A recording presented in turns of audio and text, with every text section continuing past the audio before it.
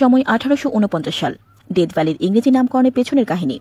একদল স্বর্ণ সন্ধানীদের দল ডেথ ভ্যালির মরুভূমি পার হয়ে বিকল্প পথে ক্যালিফোর্নিয়ায় স্বর্ণের সন্ধানে যেতে চেয়েছিল। প্রতিমধ্যে একজন সহযাত্রীর মৃত্যু ঘটে এবং বাকিদের মৃত্যুর দোরগোড়া হতে উদ্ধার করা হয়।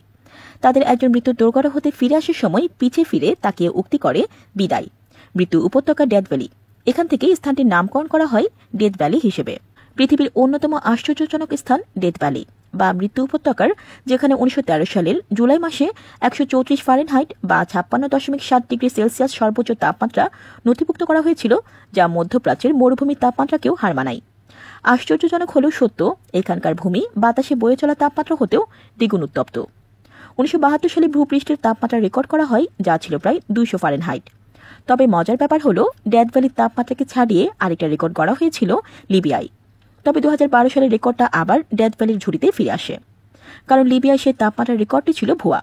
দৈর্ঘ্যপ্রস্থে প্রায় 225 কিলোমিটার লম্বা এবং 24 কিলোমিটার চওড়া ডেথ ভ্যালি আমেরিকার পূর্ব ক্যালিফোর্নিয়া এবং নেভাডার মধ্যস্থ বর্ডারে, যা লাস ভেগাস হতে 2 ঘন্টা দূরত্বে অবস্থিত।